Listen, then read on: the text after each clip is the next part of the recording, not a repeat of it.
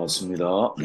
오늘은 시편 113편 두 번에 걸쳐서 말씀을 나누도록 하겠습니다. 짧은 구절이지만 우리가 꼭 좀 다뤄야 될 내용이 13편에 있다 생각이 돼서 두 번에 걸쳐서 말씀을 나누도록 할게요. 먼저 5절 말씀을 읽어보면 여호와 우리 하나님과 같은 이가 누구리요 높은 곳에 앉으셨으나 스스로 낮추사 천지를 살피시고 하나님을 알아야 찬양할 수 있다. 달리 표현해 보면 하나님을 알고 찬양해야 합니다. 라는 제목으로 말씀을 나누도록 할게요. 113편 찬양시로 분류되죠. 보통 118편까지 할례 시편이다 이렇게 불려요. 할례 찬양한다 이런 말이죠. 너희는 찬양하라 할 때 할례 시편이다 이렇게 말을 합니다. 113편에서 118편까지를 제1할례 시편, 또 136편 제2 할례 시편, 146편에서 150편까지를 제3 할례 시편이라고 부르죠. 이것은 시편에서 자주 등장하고 있는 형태의 시인데 유대인들이 가장 중요한 세 절기가 있잖아요. 6월절, 7.7절, 추mak절인데 가정과 성전에서 이 시편을 불렀다고 전해져요. 특히 제1할례 시편인 113편에서 118편까지는 주로 6월절에 불려졌는데 14편까지는 식사 전에 또 15편부터 118편까지는 식사 후에 불렀다 그래요. 오늘 이 113편에서 시인은 할렐루야 여호와의 종들아 찬양하라 여호와의 이름을 찬양하라 라고 선언을 하죠. 이 말씀 그대로 우리가 먼저 묵상을 해보면 여호와의 종이라고 하는 의식을 가지고 있는 사람들이 찬양할 때 정말 마음속에 품고 있어야 하나님이 어떤 분이냐 이 질문을 던질 수가 있겠죠. 왜 여호와의 종들아 찬양하라 이렇게 선언하고 있기 때문에 그리고 시인은 이 질문에 대한 실마리를 이 113편을 통해서 우리에게 전달하고 있는데 그것을 좀 정밀하게 살펴보면 네 가지 정도로 우리가 분류할 수 있고 내용을 그리고 오늘은 그 중에 두 가지만 여러분들과 함께 나누는 시간을 가졌으면 좋겠어요. 먼저 2절 말씀을 읽어보면 이제부터 영원까지 여호와의 이름을 찬송할지로다. 네. 하나님이 돌보시는 분이라는 거죠. 어떻게 돌보시느냐? 이제부터 영원까지. 사실은 좀 더 근사치로 우리가 이해를 해보면 처음부터 마지막까지 하나님은 우리를 돌보시는 분이다. 이렇게 시인은 우리에게 이야기해주고 있는 것이 아닌가. 그것을 우리가 깨닫기 시작할 때 진짜 하나님을 찬양하는 마음을 우리가 마음속에 품을 수 있다라는 거죠. 우리가 잘 아는 알파와 오메가라고 하는 말은 계시록에 제일 많이 등장하는데 계시록에서 나는 알파와 오메가 말씀이 3번 나오죠. 1장 8절에 보니까 주 하나님이 가라사대 나는 알파와 오메가 이제도 있고 전에도 있었고 장차 올 자요 전능한 자라 하시더라. 이 한 구절에 사실은 압축되어져 있는데 이런 비슷한 구절이 21장 6절에도 22장 13절에도 등장을 합니다. 각각 알파와 오메가 처음과 마지막 그리고 처음과 마지막이요 시작과 끝이라고 하는 말씀이 반복되고 있는 것이죠. 이 말씀을 좀 더 정확하게 우리가 이해를 해보면 처음과 마지막이라고 읽기보다는 처음에서 마지막까지 즉 그 모든 것을 다 포함하고 있는 것으로 이것을 읽는 것이 옳은 해석이라고 이야기를 합니다. 우리가 히브리어 첫 글자 알레프 마지막 글자가 타우잖아요. 마피들은 이렇게 말하죠. 아담 번제했고 아브라함은 율법을 알레프에서 타우까지 지켰고 하나님께서는 이스라엘을 알레프에서 타우까지 보호하셨다 이렇게 표현하거든요. 이 말하면 처음부터 마지막까지 하나님은 어떤 분? 보호하시는 분. 이스라엘을 돌보시는 하나님. 이렇게 이해를 하고 있다는 거죠. 그렇게 실은 알파와 오메가라고 하는 말 속에 처음과 마지막이라고 하는 말 속에 담겨있는 중요한 메시지 가운데 하나는 하나님께서 이스라엘을 알렙부터 타우까지 보호하셨다. 즉 처음부터 마지막까지 하나님은 당신이 지으신 당신의 모든 만물에 대해서 보호하시고 돌보시는 하나님이시다. 하물며 인간이랴. 이런 말을 우리에게 지금 전달하고 있는 거예요.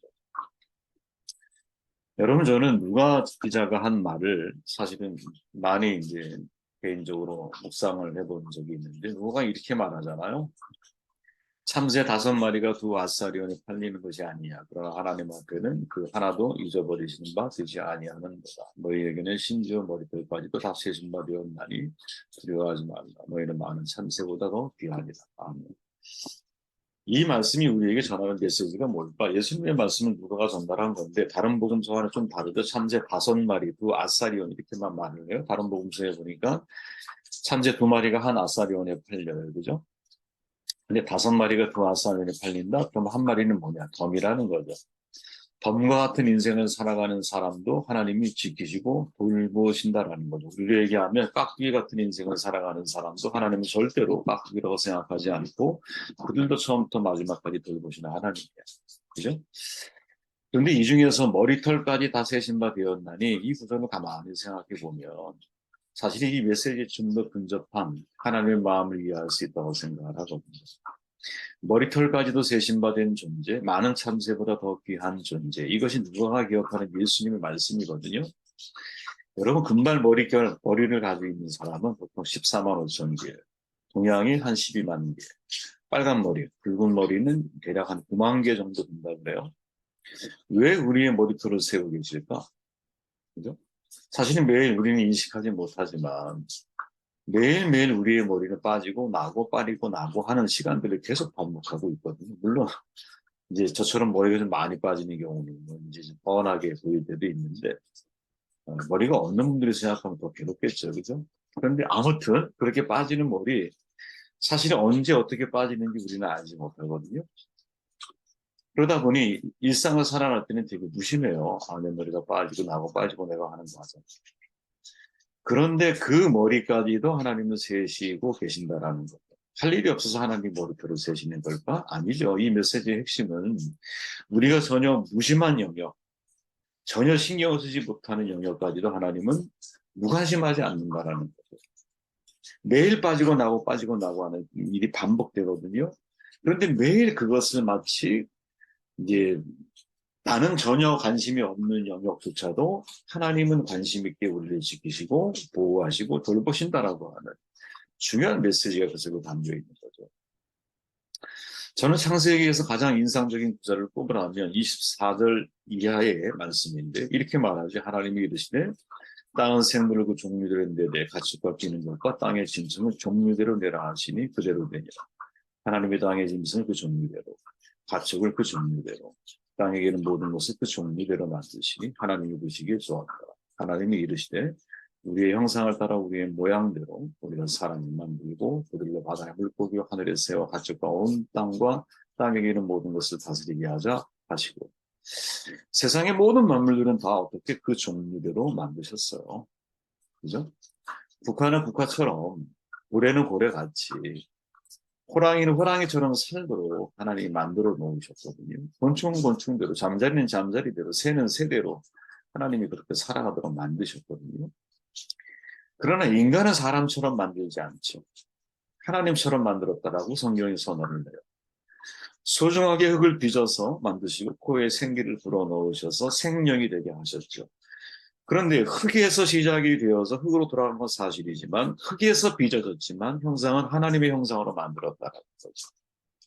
아니 하나님의 형상을 따라 만드신 인간을 돌보지 않으실 수가 없는 거죠. 다른 모든 생물들은 여러분 그 종류대로 만드시지만 하나님은 우리 인간을 만드실 때 하나님의 형상대로 만들었다. 이게 매우 중요한 사실 부분점이거든요. 우리가 여러분 자식을 낳으면 신기하잖아요. DNA 유전이 아이들에게 물려줘서 닮은 듯 안 닮은 듯 닮잖아요. 그렇죠? 그리고 닮은 듯 안 닮은 듯 닮아 있는 것을 보면 아, 이게 내 자식이구나 이런 생각이 들죠. 부모가. 그러니까 내 자식이니까 예쁜 거죠. 여러분. 그죠?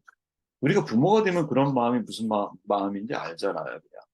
얘가 내 말을 잘 듣고 너무너무 순종을 잘하고 뭐 모든 것 다 정말 부모 말 따라 잘 행동하고 살아가니까 귀엽고 이쁘고 아름다운 게 아니에요.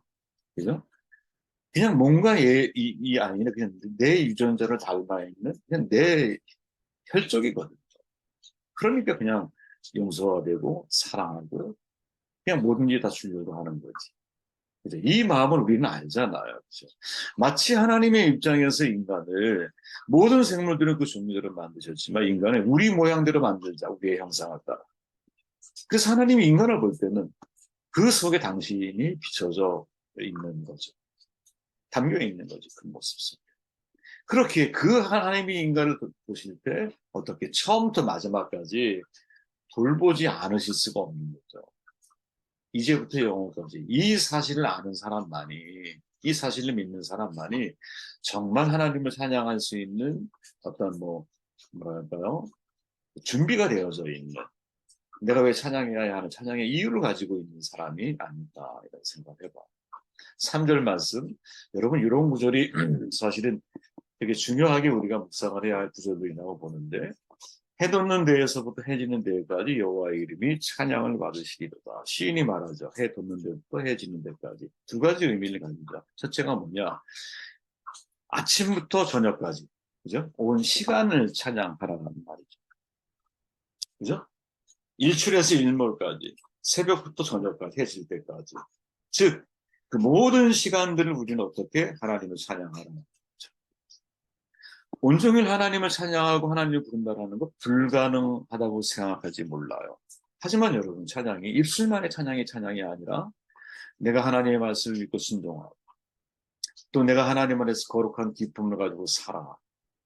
그리고 항상 하나님 앞에 내가 하나님을 영화롭게 하려고 하는 마음 자세를 가지고 살아가는 것 자체가 사실은 하나님을 찬양하는 경배하는 삶이라고 할 때, 일상이라는 시간 속에서 하나님을 생각하고 기뻐하는 것이 너무나 중요한 거죠. 하나님의 임재 연습을 했던 로렌스 형님처럼 일상 가운데서 내가 하나님을 기억하려고 하는 작업 자체가 사실 하나님을 높이는 시간들이 아니겠어요? 말을 못하는 사람, 농아에는 어떻게 찬양합니까? 수화로 찬양하지. 아무것도 할 수 없어. 어떤 일은 눈빛으로 찬양을 하죠. 수술한 자, 입과 코에 호스를 꼽았어요. 그러나 여러분, 손가락, 눈빛, 몸, 생각 다 찬양할 수 있는 거죠. 소리를 내야만이 찬양할 수 있는 것이냐? 아니라는 거죠. 내 마음 깊은 곳에서 하나님을 높여드리려고 하는 삶의 마음과 태도를 가지고 있을 때, 아시시 프란시스가 의례 아침에 세소를 들으면서 항상 형제들에게 이렇게 말했다고 그러잖아요. 작은 날개를 가진 우리 형제들이 벌써 창조주를 찬양하며 그들 위에 빛나는 새로운 하루를 감사하는 노래를 부르고 있군요. 그런데 우리들이 어찌 늦게 일어남으로 새들에게 부끄러운 행동을 보이렵니까? 하루가 시작되는 이른 아침에 새들보다 먼저 하나님께 찬양을 하려고 했던 이 믿음이 귀하다는 거죠. 그죠? 새벽에 일어나서 제일 먼저 거룩한 하나님의 전에 나아가 제일 먼저 하나님께 찬양하고 기도하고 말씀을 상고한다라는 것, 이게 얼마나 아름답고 복된 일입니까?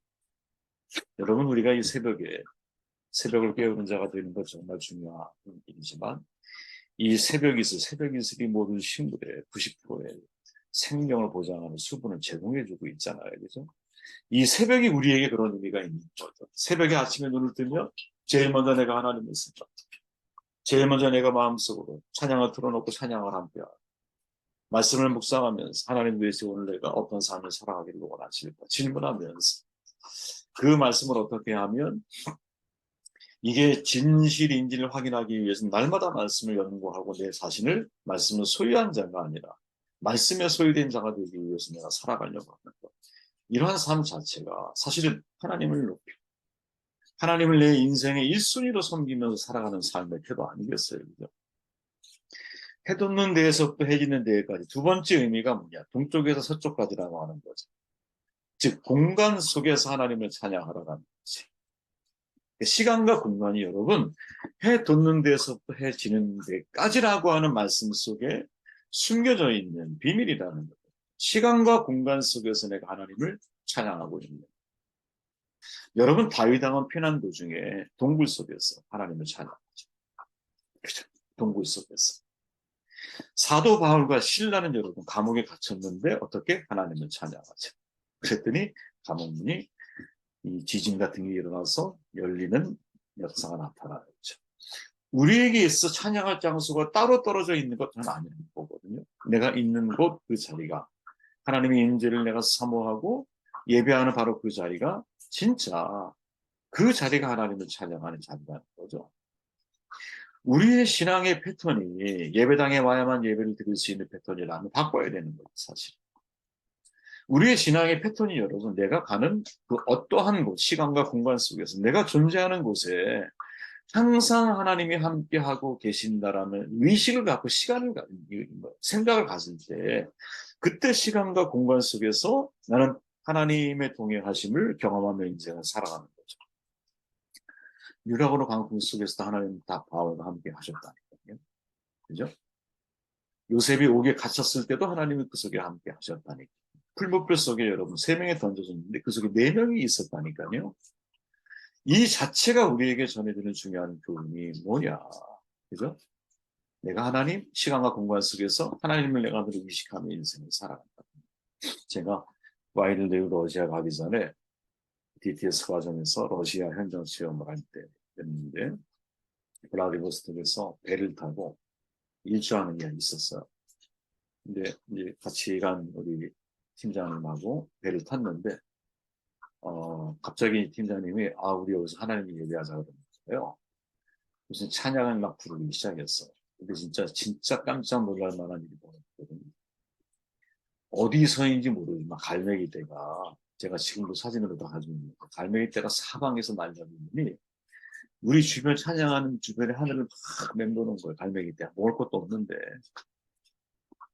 그리고서 한 2, 30분 찬양을 했던 거 사람들 신기하니까 막 사진 찍고 난리가 났어요. 우리는 찬양하면서 마치 느낌이 어떤 느낌이었냐면 이 갈매기들이 와서 같이 우리와 함께 하나님을 찬양하는 느낌이 드는 거예요. 거기에서. 참 뭐랄까요. 매번 있는 경험은 아니라 할지라도 참 신선했던 그런 기억이 있어. 신선해. 그 자리에서 그런 느낌이 드는 거죠. 하나님이 지금 여기에 우리와 함께 하고 계시는 저 정말 생물들도 날아가는 새도 이곳에서 함께 하나님을 예배하고 있구나. 이런 생각을 하게 되는 거죠. 정말 큰 개인적으로는 감동적인 시간이었다고 생각을 하는데 저는 오늘의 말씀이 여러분 다음 시간에 나머지 2개를 더 살펴볼게요. 오늘의 말씀이 이런 반복들이 있어요. 계속. 이제부터 영원까지. 해 뜨는 데서부터 해 지는 데까지. 그러니까 뭔가 여러분 전후 동서남북의 이 어떤 높이에서 깊이까지 예를 들어서 두림에서 임신까지 모든 부분들이 이 시편 한 편에 여러분 압축되어져 있어요. 그것을 우리가 묵상하며 그 속에서 하나님이 우리에게 전달하려고 하는 중요한 그런 생각을 하게 되었습니다.